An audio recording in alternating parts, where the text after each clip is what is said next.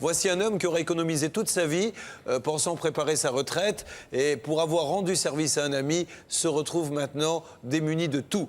Il s'agit d'Antoine Occhipinti qui nous rejoint sur ce plateau.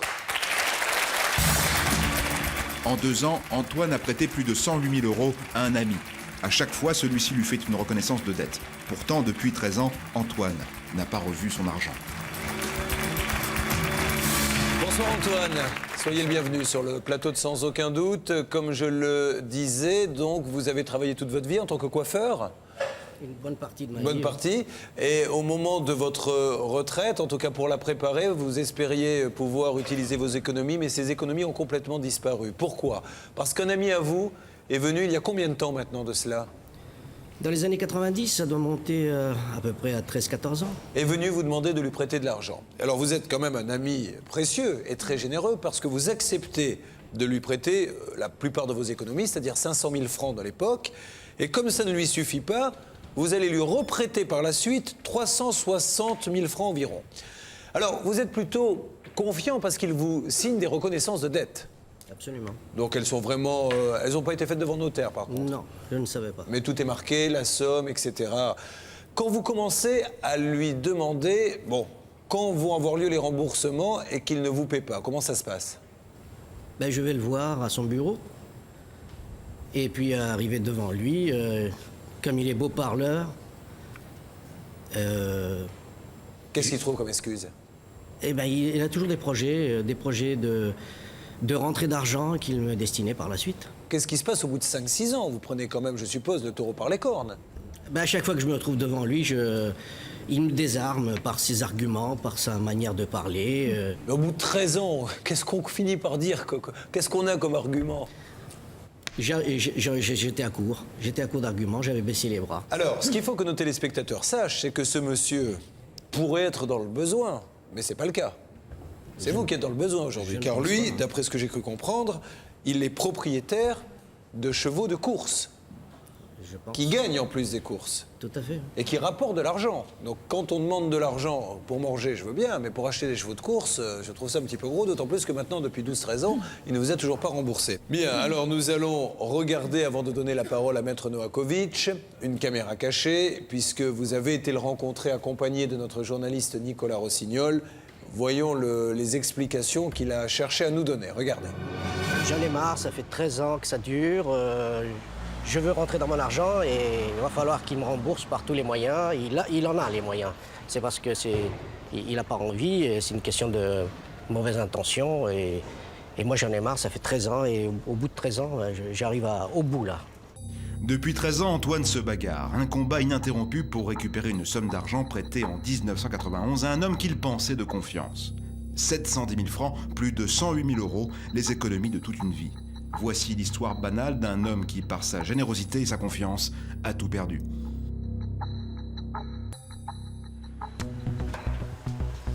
Antoine est coiffeur depuis des années lorsqu'en 1991, pour des raisons de santé, il est obligé, la mort dans l'âme, de vendre son salon. Cette année-là, une rencontre avec un homme providentiel va tout chambouler. Il souhaite s'associer avec Antoine dans des placements immobiliers. C'est sûr, ils vont gagner une fortune. Il était en contact avec des financiers italiens qui devaient amener pas mal de milliards de francs à l'époque. Des milliards de francs, je dis. Hein. Oui, oui. Des milliards à la clé et Antoine y croit. L'homme a tout pour assurer. D'ailleurs, il mène grand train. Quand je l'avais comme client, je le voyais souvent se déplacer avec des grosses voitures de grandes marques. Je savais qu'il avait des biens personnels, qu'il possédait une propriété en Normandie. Il jouait au casino, donc il avait un certain confort. C'est ce qui m'a mis en confiance, je dois dire. Pour débuter l'association, l'homme demande à Antoine de lui avancer de fortes sommes d'argent. Je me suis dit, j'ai de l'argent de côté, autant que je puisse le dépanner, le temps de travailler ensemble et qu'il puisse me rembourser par la suite. Donc je lui ai prêté une première fois 500 000 francs. Ce n'est pas tout. Dans les mois qui suivent, Antoine, confiant, continue à lui prêter encore plus d'argent. À chaque fois, l'homme lui fait la promesse de le rembourser très vite. Et pour montrer son honnêteté, il signe à chaque fois des reconnaissances de dette qu'il remet à Antoine. Il me faisait patienter toujours par des promesses mirobolantes, il avait toujours des projets qu'il allait, à la suite de ça, avoir une rentrée d'argent, que forcément j'allais en profiter. Et à chaque fois que j'allais le voir à son bureau, c'était toujours les mêmes promesses. Des promesses, mais Antoine n'en peut plus. Cela fait 13 ans que ça dure. Il n'a toujours pas revu son argent. Pour la énième fois, aujourd'hui, il va tenter de récupérer cette somme. Rendez-vous est pris dans une brasserie. Il va encore supplier son débiteur de le rembourser. Nous assistons à la scène en caméra cachée. Donc ce que je voulais savoir, c'est à quel moment vous êtes décidé à me rembourser. C'est tout ce que je veux savoir. Mais le problème, il est clair. Actuellement, vous savez pertinemment que vous connaissez la situation aussi de mon côté. Malheureusement, on a joué de malchance de tous les côtés. Bon, aujourd'hui, je vous dis, j'ai que les 2 procès qui sont en cours pour essayer d'avoir de l'argent. Si j'ai pas ça, qu'est-ce que vous voulez que je fasse? Je peux rien faire.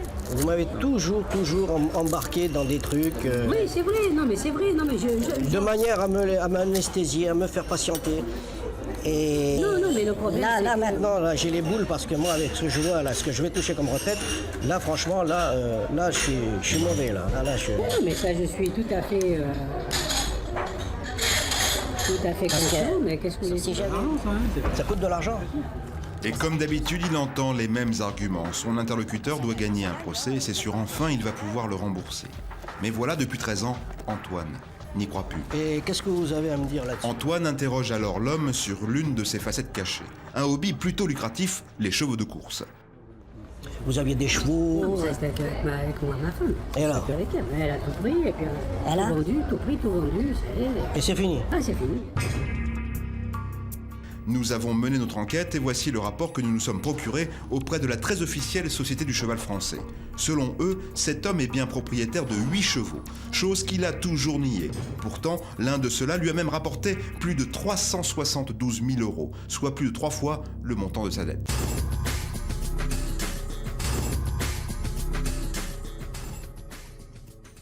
Vous me menez en bateau, mais ça fait 13 ans que ça dure. Vous me menez en bateau parce que je suis naïf et crédule. Mais si, vous me voyez toujours me mener en bateau. Si, mais le problème c'est que maintenant je suis éveillé. Je ne suis plus anesthésié. 1 heure d'entretien et Antoine n'a toujours rien. Cet argent qu'il n'a plus lui aurait permis de terminer sa vie active convenablement.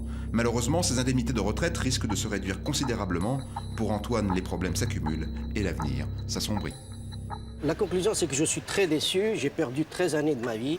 Les 13 années où j'ai galéré, ça m'a pourri l'existence.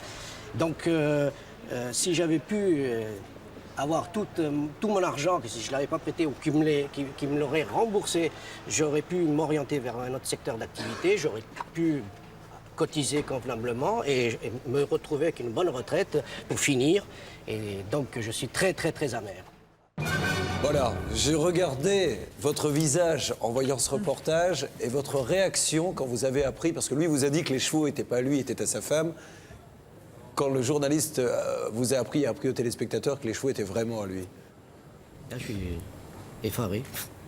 Alors nous allons bien sûr essayer de l'appeler dans quelques instants pour le mettre face à ses responsabilités. Maintenant, Maître Novakovic, est-ce que ce monsieur a trop tardé avant d'entamer une action peut-être en justice? 2, avec les reconnaissances de dette que vous avez sous les yeux, peut-il le faire? Et si vraiment ce monsieur a du bien, et j'appellerai du bien des chevaux, est-ce qu'on peut les faire saisir? Qu'est-ce qui se passe dans ces cas-là? Alors, dans un premier temps, bien sûr, les reconnaissances de dette sont valables. Donc, il y a une procédure devant le tribunal de grande instance à engager pour obtenir le paiement de ces reconnaissances de dette. Si, dans le cadre de l'exécution, on s'aperçoit qu'aucun bien n'est mis à son nom, de toute façon, il pourra déposer une plainte pour organisation d'insolvabilité qui va lui permettre de se soustraire à tous ses créanciers. Mais là, grâce à vous, on va pouvoir tout stopper.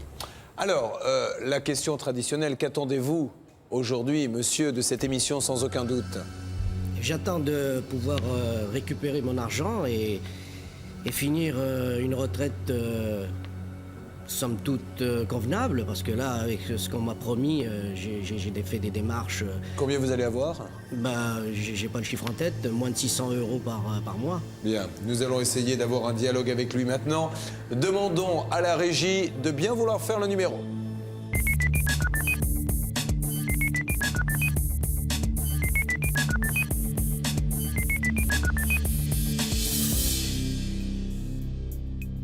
Allô? Allô? Oui, Sans perdre de temps, Julien Courbet explique au débiteur d'Antoine que cette situation a assez duré et qu'il est aujourd'hui en mesure de le rembourser grâce aux chevaux de course qu'il possède. On a appris que vous aviez 8 chevaux. Oui. Donc, bon, pour Oui, quelqu'un... mais c'est des chevaux, si vous voulez, ils valent pas grand-chose. Ah bon. Ça vaut pas grand-chose, hein. D'accord, Bon. je suis bien Ouais. d'accord, mais on a, lors de notre enquête, on s'est adressé au service donc, des courses. Vous avez un cheval qui a totalisé à ce jour 372 927 €. Exact, oui. Alors, simplement, on va essayer d'être très clair maintenant. Je vais vous passer une seconde quand même, Monsieur Kipinti, et après, on va vous proposer quelque chose. Monsieur Kipinti, vous avez quelque chose à lui dire? J'ai à lui dire que depuis 13 ans, il m'a toujours mené en bateau. Oui, c'est la vérité. Que là, j'arrive à un point où je peux plus. Et quand je m'aperçois ce que je vais percevoir comme retraite, franchement, avec ce que je vous ai donné, j'aurais pu me mettre à l'abri. La question que je vous pose, monsieur, c'est que comptez-vous faire pour aider ce monsieur qui va se retrouver à la retraite avec rien? Non, Julien, le problème, il est clair. J'attends une rentrée d'argent sur un accident de voiture que j'ai eu. Je peux vous donner même l'assurance, si vous voulez, que vous puissiez prendre contact avec. J'attends le résultat du tribunal pour être indemnisé. Et en fonction de ce que je vais toucher, on s'arrangera. Bien. Monsieur, juste une question avant de passer la parole à quelqu'un d'autre. Que sont devenus les 372 927 € récupérés par votre cheval? D'abord, les 312 000 €, comme vous dites, d'abord, l'entraîneur, il touche 50%. Hein? Alors que sont devenus les 50%? Non, mais le problème, écoutez, s'il veut faire une procédure, il n'y a aucun problème. Non, mais je sais bien, monsieur. Non, s'il veut faire une procédure, il n'y a aucun problème. Mais, il fait la procédure. Maître Michel, il avocat. aura un titre à J'ai ce une moment-là. proposition à vous faire, monsieur. Puisque vous dites que vous êtes de bonne foi, et finalement, pourquoi pas, peut-être que ça vous est sorti de l'idée que vous deviez de l'argent, là vous avez une dette d'honneur. C'est un ami qui vous a prêté de l'argent, c'est une dette d'honneur, ça passe avant tout. Est-ce que vous êtes prêt à céder à ce monsieur la propriété des chevaux? Une cession de cheval, c'est extrêmement simple. Il suffit de le publier à la société hippique, vous signez un document, les chevaux à concurrence de cette valeur lui sont attribués. Et vous n'avez pas besoin de sortir d'argent? Voilà. Non, mais attendez. Avant, il faudra arrêter les comptes, déjà. Ah oui? Parce que ça, c'est ce qu'il a de signer, tout ça. Il faut arrêter les comptes. Une fois qu'on a arrêté les comptes, C'est-à-dire? après, on verra. Vous avez raison, monsieur, parce que les intérêts autolégaux s'ajoutent. Vous avez raison. Et Parce c'est beaucoup qu'au-delà de plus la que- somme, il y a les intérêts, monsieur. Absolument. Qu'est-ce que vous lui dites pour qu'on en finisse? Je pense toucher pas mal d'argent. Eh ben, à ce moment-là, on réglera les comptes, c'est tout. Quand est-ce qu'il recourt, là, votre cheval? Mais il ne recourt pas pour l'instant, il est arrêté. Il court Parce pas. qu'au moins qu'il ait le plaisir d'aller le voir courir et qu'il mise dessus. En attendant l'argent. Peut-être qu'il pourra lui faire gagner de l'argent en tiercé. Vous lui avez pris de l'argent, monsieur. Il va être à la retraite. Vous avez des chevaux qui gagnent de l'argent. 8. Monsieur, vous avez de belles couleurs. Vous allez sur les champs de course. Il va avoir 600 € pour sa retraite, monsieur, pour vous avoir dépanné il y a plus de 10 ans. Alors, faites au moins un geste. Prouvez-lui votre bonne foi, monsieur. Antoine va-t-il, après 13 ans, récupérer son argent? Je prends l'engagement ferme et définitif. En plateau, toute l'équipe de Sans Aucun Doute se mobilise pour trouver une issue positive à la situation difficile que connaît Antoine.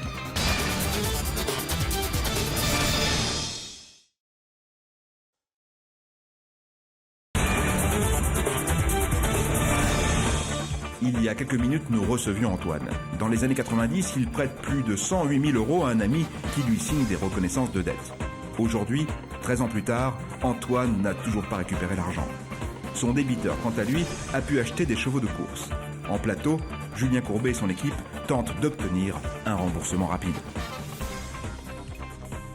Vous lui avez pris de l'argent, monsieur. Il va être à la retraite. Vous avez des chevaux qui gagnent de l'argent. 8. Monsieur, vous avez de belles couleurs. Vous allez sur les champs de course. Il va avoir 600 € pour sa retraite, monsieur, pour vous avoir dépanné il y a plus de 10 ans. Alors, faites au moins un geste. Prouvez-lui votre bonne foi, monsieur. J'ai pas d'argent, mais par contre, ce que je vais faire, une fois qu'on a arrêté, que je prends l'engagement ferme et définitif, je prends un engagement sur, je sais pas moi, en fonction de ce que je vais pouvoir réunir, de ce que je vais pouvoir être sûr de pouvoir prendre l'engagement pour qu'il soit tenu de bout en bout. Là, je vous dirais, voilà, je peux vous donner 7 000 € tout de suite, 7 000 par mois, je peux vous donner 10 000 €, et là, je peux rien vous dire. Là, à l'instant même, Alors, je suis d'accord avec vous. Je ne vous demande aucun chiffre, monsieur. Écoutez-moi, calmons-nous tous. On va conclure, c'est très simple. On prend rendez-vous maintenant. On se voit, on fixe le montant lors de cette entrevue totale. On signe un papier en disant voilà, la somme est de temps. Et après, on voit combien vous pouvez donner. Vous nous le direz à ce moment-là, peu importe maintenant. Quand est-ce qu'on peut se voir? Si vous voulez venir chez moi à la propriété, là, vous pouvez même venir demain, ça ne me dérange pas du tout. Hein. Ou lundi. Chez vous à la propriété, lundi matin à 9h. 9h, pas de problème alors. Alors, on est d'accord, hein, 9h, on vient lundi matin. Ouais. Allez, ça marche. Ok. Au revoir, je vous passe quelqu'un pour l'adresse. Au revoir, Julien. Au revoir, monsieur.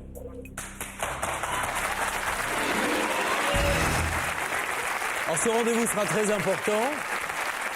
Lundi matin, donc, quelqu'un de l'équipe va vous accompagner. Il faudra y aller donc avec les 2 reconnaissances de dette, mais il faut absolument ressortir tous vos relevés de compte. Oui. Ah oui, j'ai tout ça, oui. D'autant plus, Julien, que je pense que la banque ne pourra pas, puisque ça remonte à 10 ans, ressortir des documents qui ne sont gardés qu'environ 2 ans. Donc il faut absolument que monsieur retrouve ses relevés de compte. Et ensuite, au vu de cette négociation, de toute façon, je pense que demander l'intégralité, un bon arrangement... Vaut mieux qu'un mauvais procès. Peut-être qu'il faudra transiger, peut-être pas la moitié, parce que la moitié, ça me paraît beaucoup, mais aux 3/4.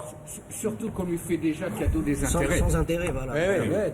Le quart C'est ça, avec monsieur. les intérêts, alors. D'un autre côté, vous payez aussi votre négligence dans ce dossier. Tout à fait, je suis d'accord. Bon, donc, Là, absolument. à un moment donné, vous pouvez pas, malheureusement, et grâce à vous, il y a des tas, j'espère, de téléspectateurs qui ne tomberont plus dans le panneau. Et d'ailleurs, la seule, Nathalie va vous donner des conseils dans quelques instants, mais une reconnaissance de dette pour des montants pareils, on le fait pas sur le coin d'une table. Hein. On va chez un notaire. Ça ne coûte que quelques euros que va vous dire Nathalie dans une seconde. Bon, on fait comme ça, monsieur? Ah oui, tout à fait. Allez, ça marche. On va écouter Nathalie maintenant. Donc c'est vrai qu'il faut aller voir quelqu'un. Hein. Alors, il faut aller voir quelqu'un d'abord, on ne prête pas à un ami comme ça. Je pense que c'est le meilleur moyen de se fâcher avec lui. Les amis, ça ne le reste pas toujours, surtout quand on commence à glisser des intérêts matériels dans les relations. Et quand on le fait, c'est devant un notaire. Pourquoi il faut aller devant un notaire? Parce que il authentifie un acte et ça vaut jugement. On peut réclamer le remboursement de cette dette, si jamais ce n'est pas fait spontanément, évidemment, sans passer d'abord par la case tribunal. Ça fait gagner du temps, ça fait gagner de l'argent. On se présente chez un huissier pour le faire exécuter. Ça, c'est premier conseil. Et deuxième conseil, pour des montants aussi importants, on prend ce qu'on appelle des garanties, notamment une hypothèque. Vous vous rendez compte, ce sont des sommes phénoménales, soi-disant pour préparer votre retraite. Elle sera bien jolie, votre retraite. Maintenant, je pense que c'est le dernier moyen de faire des économies que de prêter de l'argent à des amis. Eh bien, je vous remercie. On vous raccompagne. On se dit lundi matin 9h. Hein. Bon, on a bien avancé. Rendez-vous est donc pris, mais Antoine n'ira pas seul. Nous l'accompagnons, équipé d'une caméra cachée. Direction la province quelques jours après l'enregistrement de l'émission. Notre journaliste accompagne Antoine au rendez-vous de la dernière chance. L'homme nous accueille dans une superbe demeure avec ses dépendances. Un jardin immense et là, tout au fond, un terrain de tennis. L'homme qui nous accueille nous explique rapidement qu'il n'a pas d'argent et que les temps sont durs. Je vous reçois, je vais discuter. Moi, je vous dis, on ferme les parenthèses, il y a un tribunal, on va au tribunal, je prends l'argent. Ou carrément, vous connaissez l'affaire, avec toutes les dettes que j'ai, je me mets en faillite personnelle et puis... L'échange est tendu, parfois vif. L'homme dit ne rien vouloir faire si nous insistons. Aujourd'hui, je vous dis, moi, aujourd'hui, je suis prêt à signer, je m'enregistrer comme quand je m'engage à payer 50 000 euros. En commençant le mois prochain, j'attends juste une petite confirmation pour être sûr que ça sera minimum 1 000 euros par mois. Hein, et puis au fur et à mesure, on verra. Et le total, c'est combien? Je dis 500 000 euros, je dis 50 000 euros. Au bout d'une demi-heure, la première proposition est peu satisfaisante. 50 000 euros au lieu des 108 000 prévus. On est loin du compte. Nous engageons alors de très longues négociations. L'homme tergiverse, cela fait plus d'1 heure que nous sommes en discussion, lorsqu'il accepte, enfin, à visage caché, de faire une dernière offre. Je propose donc 60 000 euros à raison de 1 000 euros à partir du mois prochain. Pour terminer, pour les 60 000 euros, donc 5% d'intérêt. Et si, dans l'accident que je vous ai expliqué tout à l'heure, je toucherai effectivement 800 000 francs, je donnerai 20 000 euros de plus à M. Occhipinti. Et si je touche moins, je donnerai quand même 10 000 euros à M. Occhipinti. Voilà. 60 000 euros fermes, puis 10 000 ou 20 000 euros supplémentaires selon les rentrées d'argent prochaines de notre interlocuteur. L'affaire est conclue. Pour éviter des heures de discussions inutiles, Antoine accepte l'offre. Il aura fallu 13 ans de galère et une journée d'âpres négociations pour toucher au but. Antoine va pouvoir désormais songer à une retraite paisible. Monsieur Occhipinti, vous en pensez quoi alors de tout ça? Eh ben, l'aboutissement de 13 ans de soucis. J'espère que l'engagement sera tenu et puis que je puisse rentrer en partie dans mon argent que je lui ai prêté.